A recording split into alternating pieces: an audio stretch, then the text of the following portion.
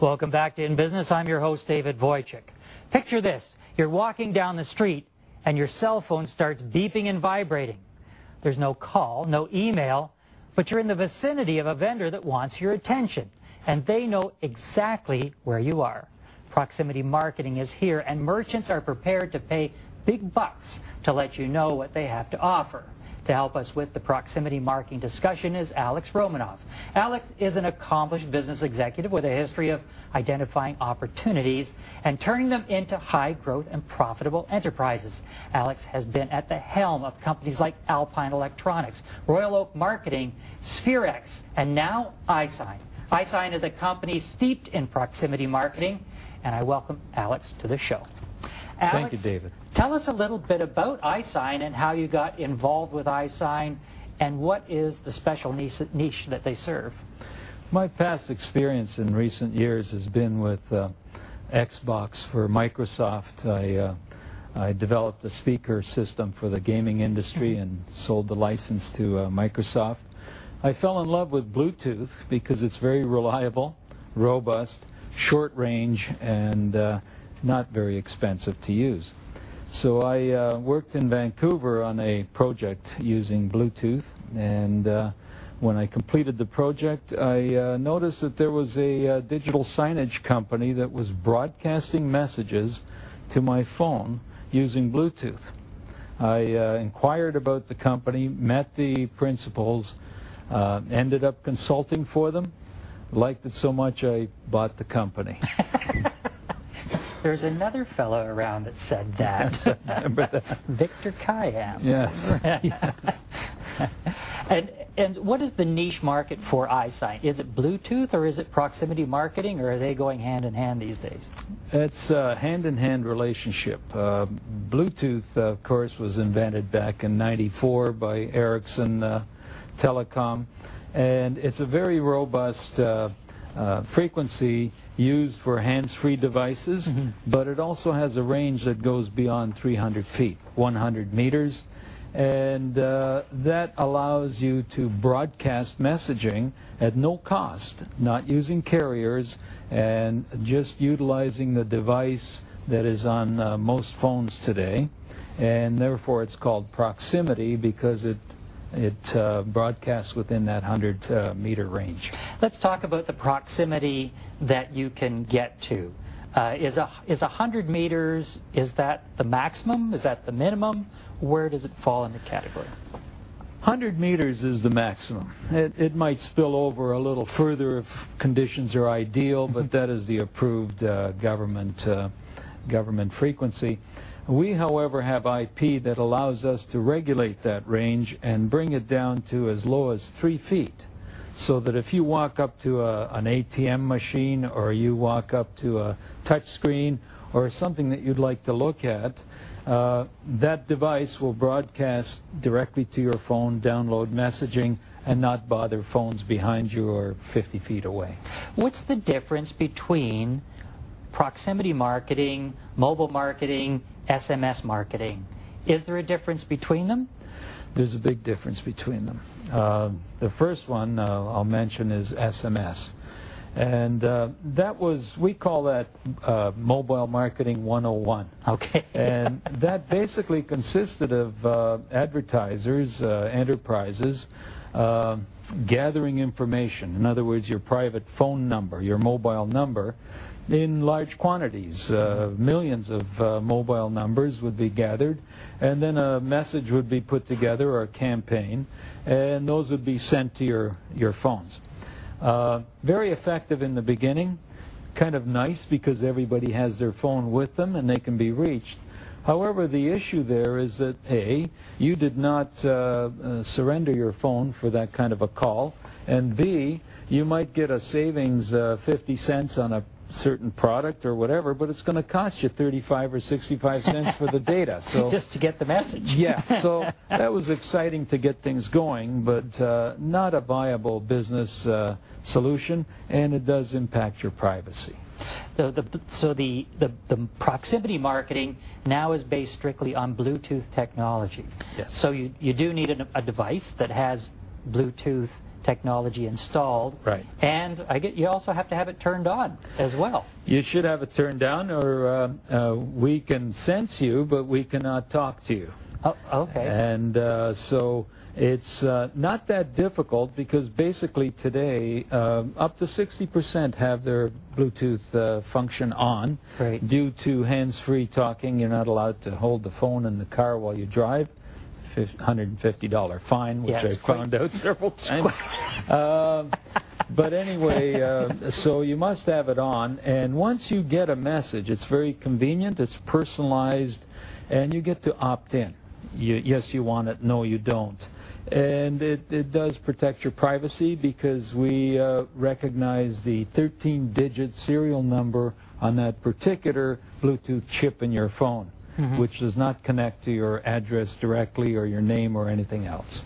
What proximity marketing is good for what kinds of businesses? I'm thinking in my mind it's retail, restricted.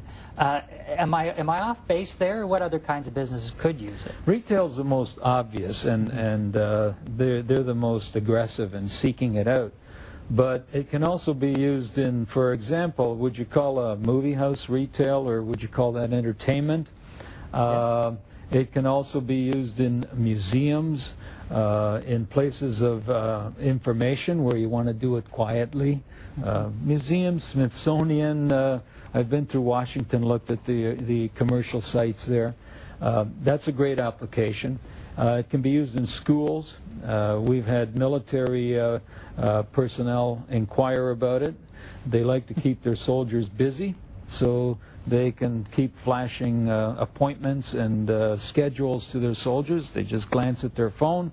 I forgot that, and they rush off to it. So you mentioned museums, and I'm thinking that I believe when I traveled through Europe, and of course full of museums and churches and all kinds of things, and you would walk up to a display, and the devices that you are wearing are going to transmit the information about that particular artifact. Is that the kind of Bluetooth technology that you're talking about in a museum? Could a museum use it for that? Absolutely, perfectly. We have inquiries from museums. We also have inquiries from churches. One of these is being built in Rome as we speak, and they would like to have people go through the church with some of its artifacts and be able to broadcast specific information on the various artifacts, etc., in a quiet manner. So you're not listening to a group going through with somebody with a microphone announcing to the group. Right. So each individual can receive our message on an iPad, which they may have, the church may give out for the tour, or your phone is always in your pocket. You can use your smartphone as well. I'm looking at this as more of a B2C kind of technology. Again, is that, am I off base there? Can it be used in a B2B environment? And as I'm saying it, I'm thinking trade shows now. That's another perfect application, David. Trade shows are excellent in that should you be broadcasting from locations and you've decided to enter your booth, your product into our PC for broadcast, people that come within proximity of your booth or proximity of the entrance to the trade show can start getting information. And you might get a list of various exhibits that are in the conference hall that you should go and see with the actual booth number, etc. The whole thing boils down to being green. Whether it's a trade show, a museum, retail, etc., you can change the information you're sending every 5 minutes. It goes directly to people's phones. It's digital. You're not printing paper. You're not distributing paper. You're not collecting paper. You're not having to have refuse to worry So from about. my days in the machinery business, I can see we would bring in these $250,000, $500,000 pieces of equipment, and exactly, you're handing out brochures and you've got great big thick catalogs, and having that proximity marketing tool where someone can stand in front of the machine and watch the display, watch the machine run, and get all the information that they need. We're going to take a short break. When we come back, we're going to talk about that particular scenario. Perfect. And can you download that information right onto your particular device? So we'll be back with Alex Romanov from iSIGN. We're talking about proximity marketing. And we will be back right after a few words from our sponsors. Stay with us. There's more to come on In Business right after the break.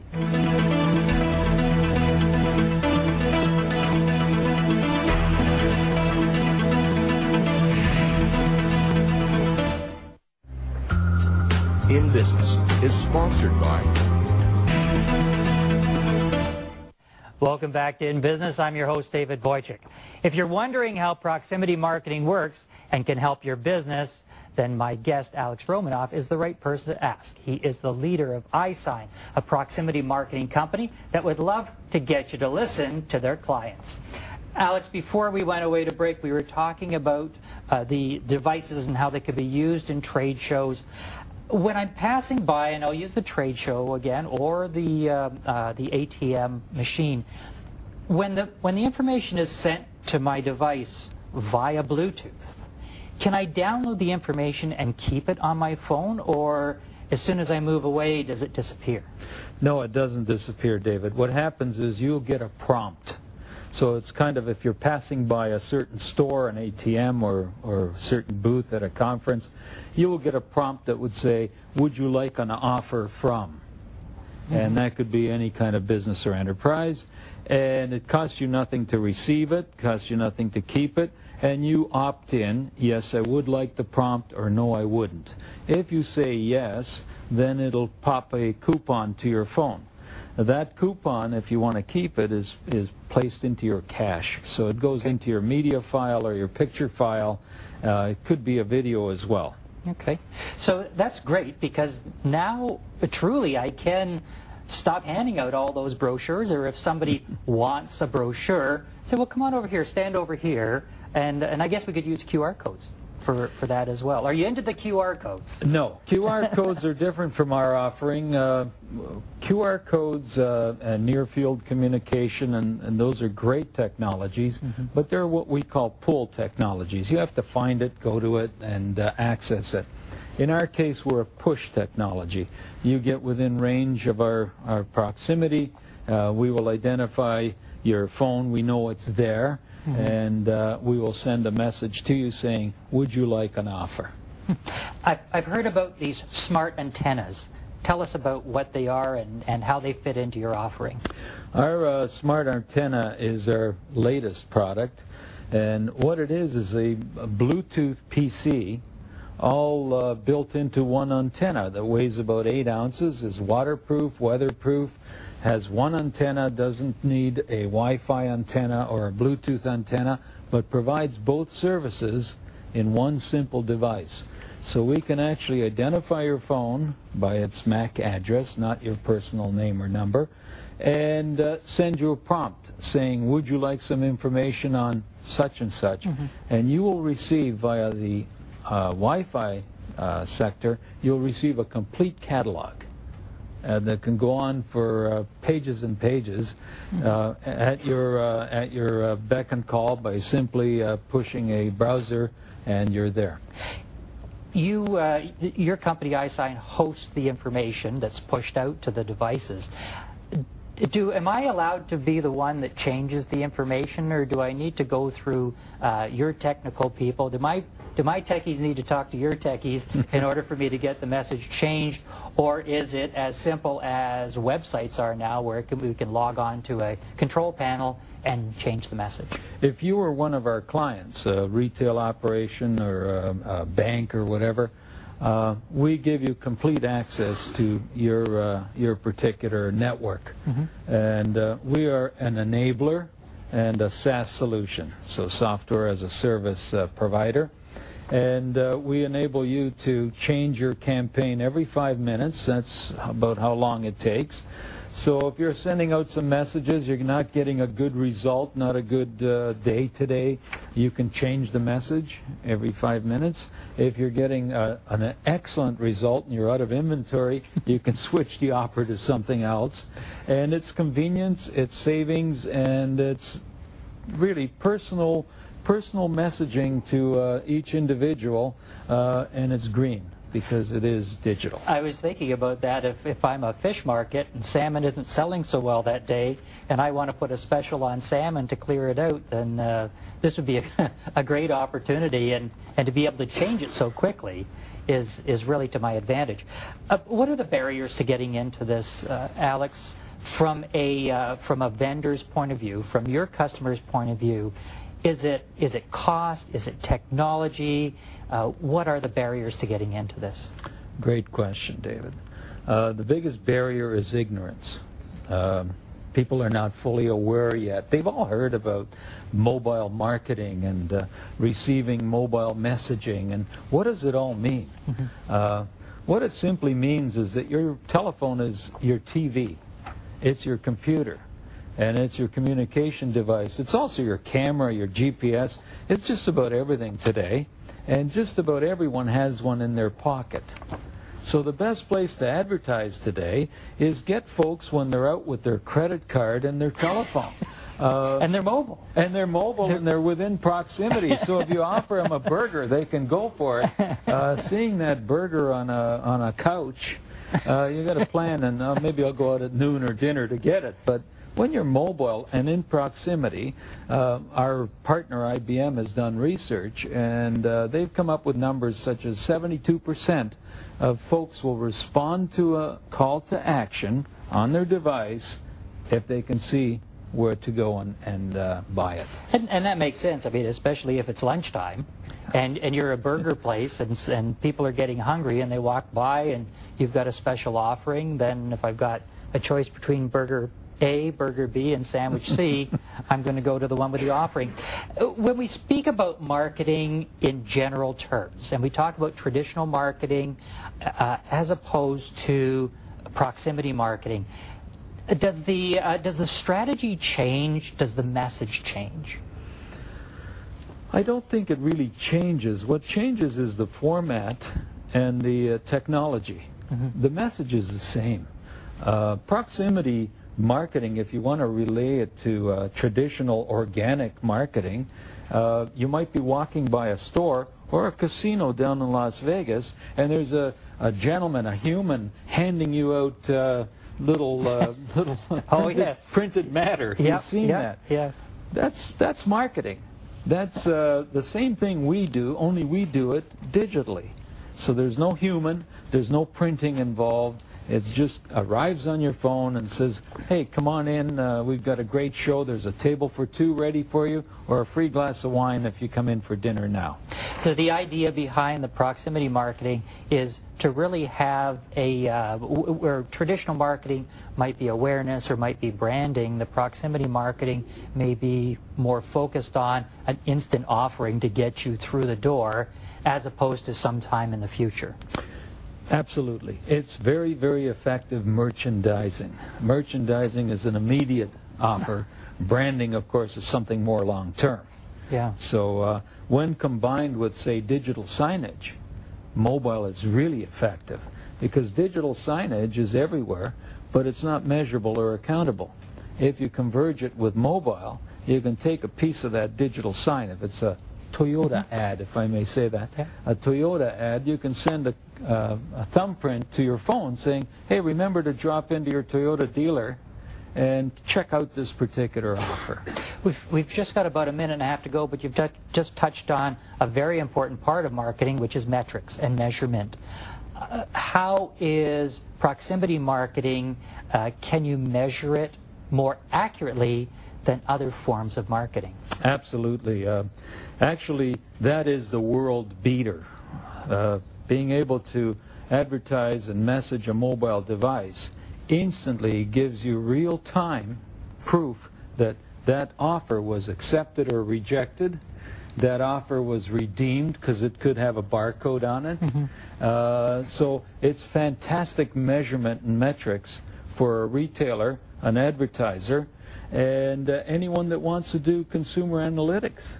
You can also, because it's interactive, ask the consumer, what was your favorite movie? Which was your favorite chocolate bar or hamburger? And they can actually answer, and the machine will detect that answer and store it. And you could do surveys with customers as they're in your establishment to find out what the customer experience was, or do you need help? Yes, I need help. Hit the button, yes, and you find somebody finds you. Absolutely. I guess everybody knows where we are. Yeah. Well, that's great. Alex, thanks so much for coming in. Proximity marketing. I didn't get the chance to ask, is it what demographic is it serving? But I guess it's for anybody that has a mobile device with Bluetooth, and it's turned on. Thanks to my guest Alex Romanov from iSIGN for coming in today and talking to us about proximity marketing, which is coming to a mobile device probably right on your hip right now. We'll be back with more In Business right after the break.